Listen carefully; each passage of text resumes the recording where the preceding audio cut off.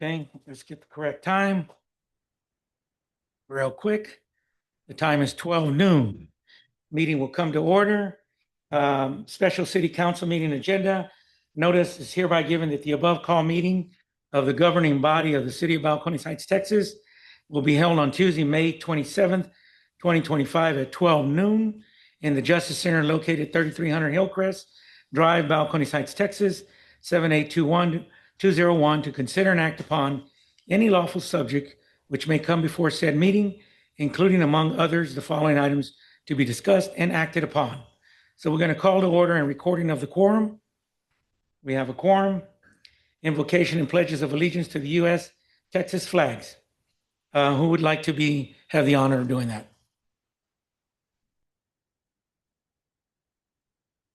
Okay. Councilman Sellers. Oh. No. Heavenly Father, we're gathered here today on justice and decisions that will affect a lot of those decisions to our charge. Please give us wisdom and understanding. Guide our decisions that it be fair, just, and merciful. Amen. Pledge allegiance to the flag.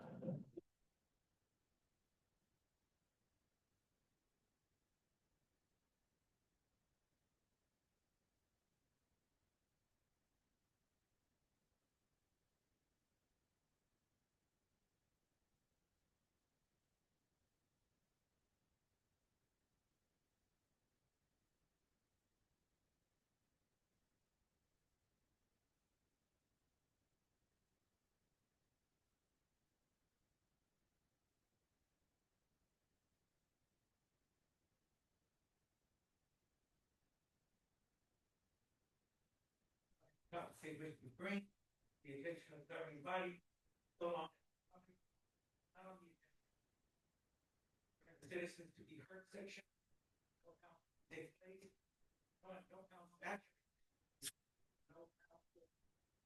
Let me read this again. Public comment period. At this time, citizens who have filled out a registration form prior to the start of the meeting may speak on any topic they wish to bring to the attention of the governing body, so long as the topic is not on the agenda for this meeting. During the citizens to be heard section, no council action may take place and no council discussion or response is required to the speaker. Citizens who wish to speak on a specific agenda item when that item is called for the discussion must first fill out a registration form prior to the start of the meeting indicating which agenda item they wish to address. Mayor, no one has signed up for this particular category. We do have one resident that wishes to speak on the citizens that wish to address agenda items. Go right ahead, Mr. Messick. Okay, so a resident that has signed up is Mr. Lamar Gillian. And Mr. Gillian, you have the floor. And Mr. Gillian, you do have 3 minutes after you state your name and address. Thank you, sir.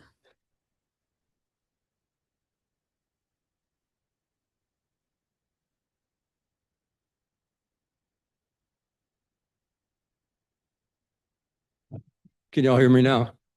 And batteries do a wonderful thing to an instrument. My address is 324 Glen Arm. My name is Lamar Gillian. I've been a resident for 50 years. There's two things I want to bring to the attention of council this afternoon, almost said tonight.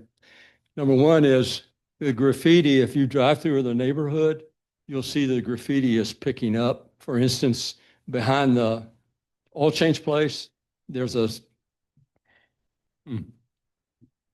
chain link fence, and it's one of those that's woven with like Venetian blind material, and it has painted all the way across it. We have a regulation that says that a company has 2 weeks to address that issue, and then they can get an extension. I don't know what it is for residents. Another thing I wanted to bring up, it used to be back when Ray was here in Public Works, we kept a good handle on wash up after a rain. If you drive through the city now, you'll see a lot of dirt that's washed up. Of course, I understand why it is over on Crestview because they're under construction. but a lot of places it's washed up like that. And it's just not being addressed. Another thing that's not being addressed along that line, I don't think well, is the grass that's on the sidewalks and on the streets where the curb stops. You'll see a lot of grass growing up, and the city just does not look as good as it used to. And that's all I have for today. Did I make my 3 minutes? How much I have left? How much? A minute 30? Well, I wish you guys have a good meeting today. I'll have some things to say later. And thank you for hearing me. Appreciate it. I guess you can ask the mayor to come back.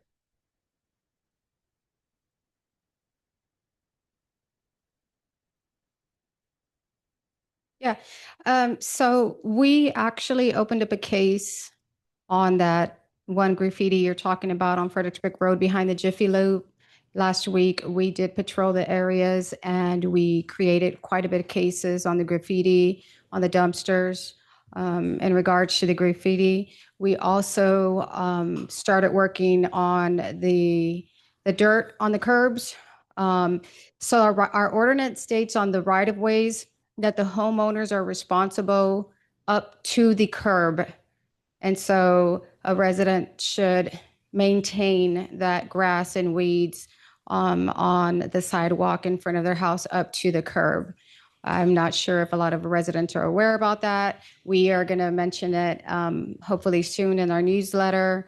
And right now we are only working with one public works in that department. We are in the process of looking for another person to fill that open position right now.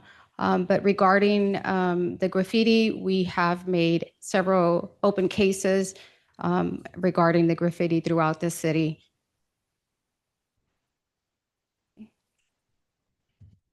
Thank you. Yes.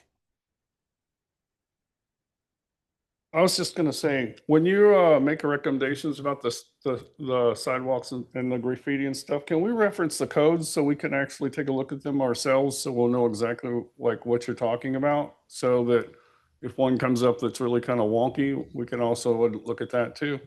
Thank you. Yes, sir. Thank you, staff. Anyone else?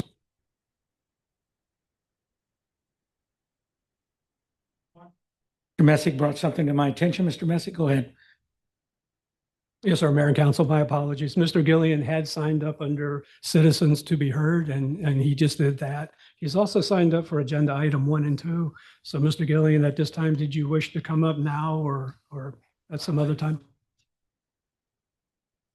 Thank you, sir. Okay. Thank you, staff. We will now move into the executive session. Discussion pursuant to 551071, attorney-client consultation, and 551074, personnel matters, to discuss the appointment of an interim city administrator. Okay, so time is 12:08 noon, and we are now convening an executive session, which just the attorney and the council will attend. 7 p.m. Time is 12:38 p.m. We're back from executive session to open session. And council, do you have a motion to offer? Yes, Mayor. I'd like to make a motion to authorize the city attorney to negotiate terms with Dr. Roger Enriquez for the interim city administrator, as discussed in the executive session. Okay, motion noted. Do we have a second to that motion? I second it. Okay, we have a second by Councilman Eversole. Now let's go ahead and call for discussion. Mr. Messick, you're up. Yes, sir. We do have one resident that wishes to speak on this agenda item, and that's Mr. Lamar Gillian.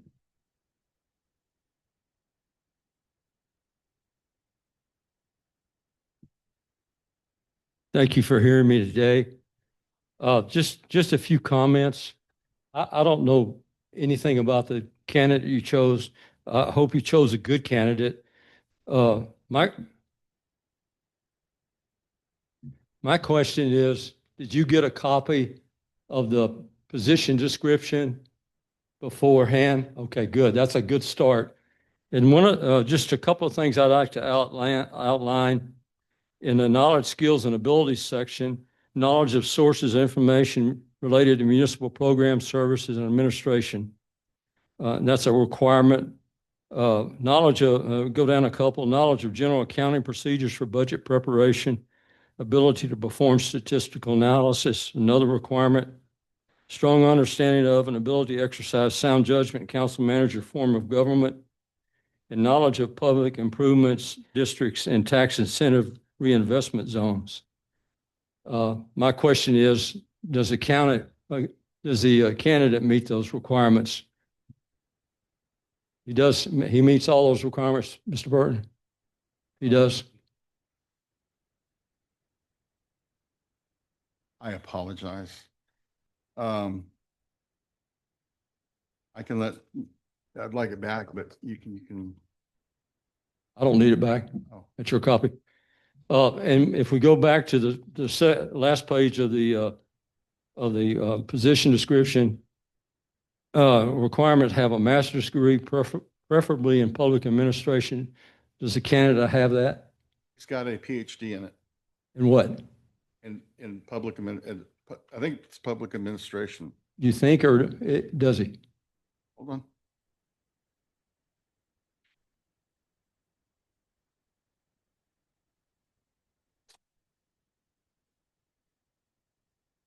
While you're looking at the last question under that section is 7 to 10 years of public sector management experience, for which must have been at either the city manager or assistant manager level with significant financial management responsibilities. Does he have 7 or 10 years of public experience?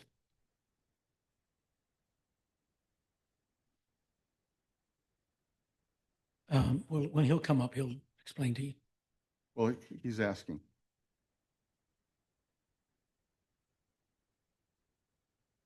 Okay. Okay. Well, it would be nice to have a response, but I guess I'm not going to get that. Thank you very much. I would ask that you listen to him.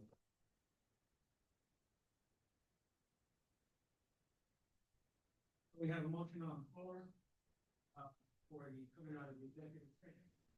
Go ahead. We have a motion on the floor that's been made, second has been made to it. Let's go ahead and move to a vote. Councilwoman Weaver? Councilman Eversole? Councilman Hernandez? Aye. Councilman Burton? Aye. One missing vote with Mr. Sellers, who's no longer in the chambers. So we have a 4-0 vote. Motion carries. Okay, with that, I'd like to read this, which is relevant to the city administrator. Position to incoming city administrator, mayor, and council of the city of Balcones Heights.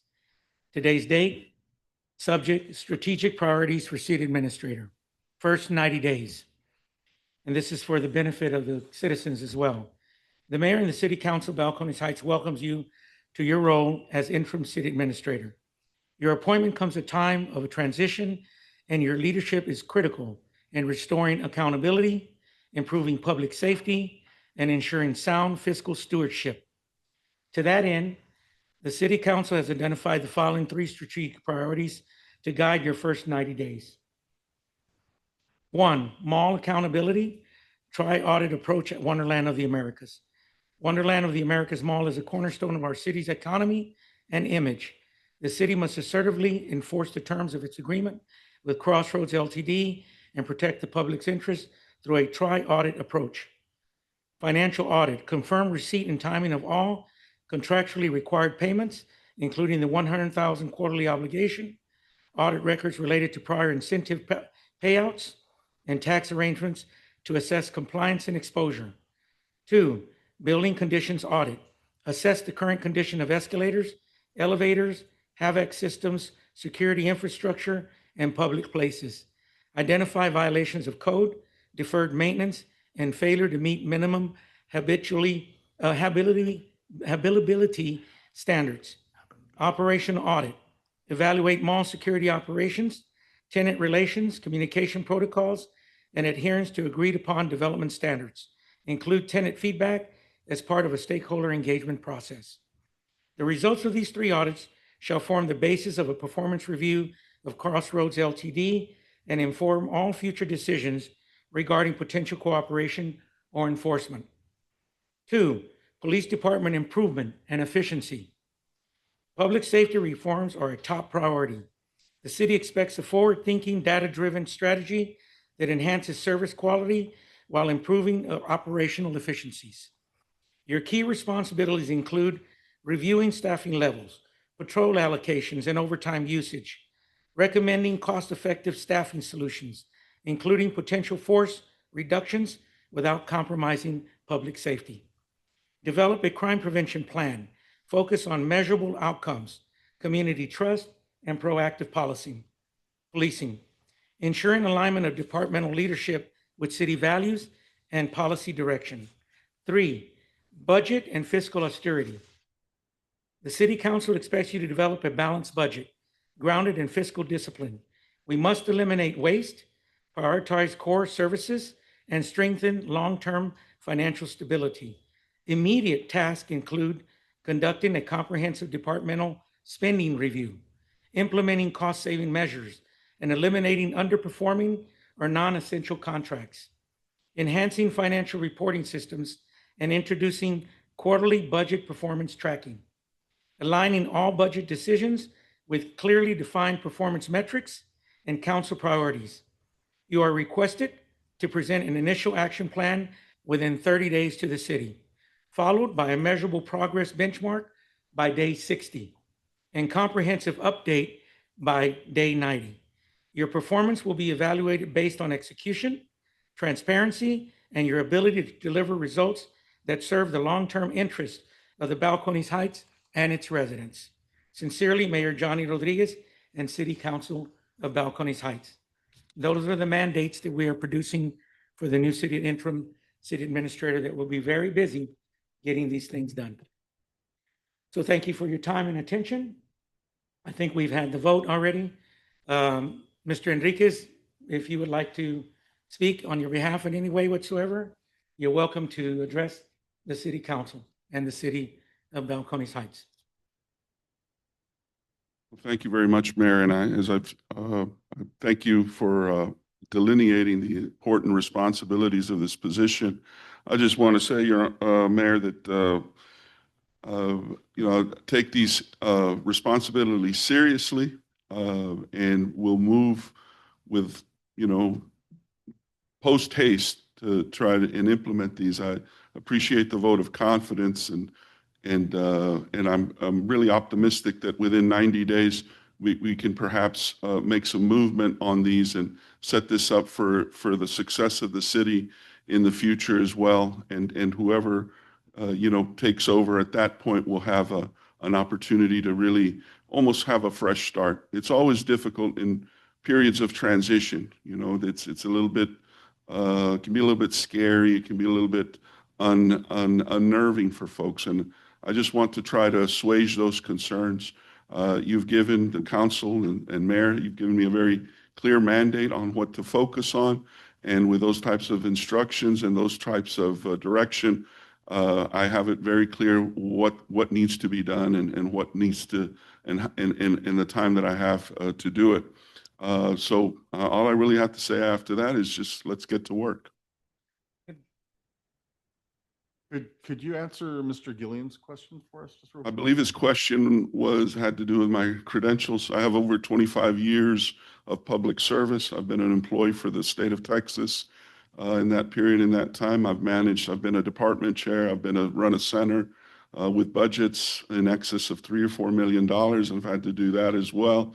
My credentials are I'm a licensed attorney in the state of Texas. I have been for over 20 years. I received my undergraduate degree from the University of Texas at San Antonio in personnel and human resources management. I worked for a period for what was then Southwestern Bell, but then AT&T in their personnel and human resources management, doing training and whatnot.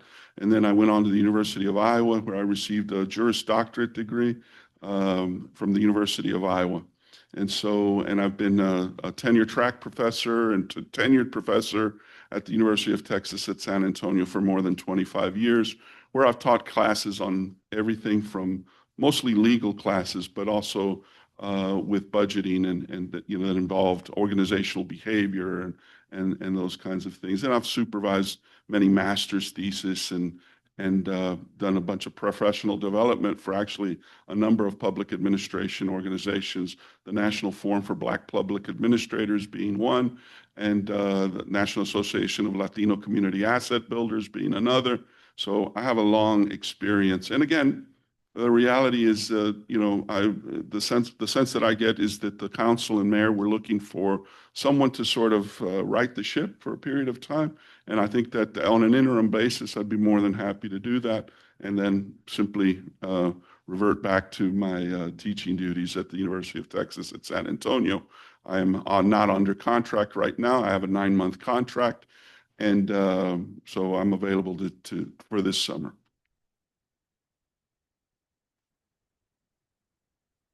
I've got a legal for Frank. Does he have to resign his spot on EDC chair?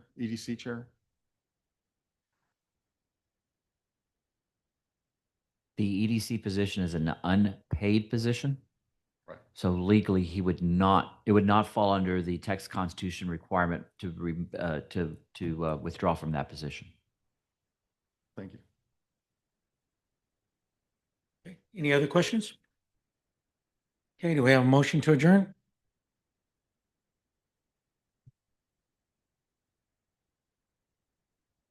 I make a motion, we adjourn.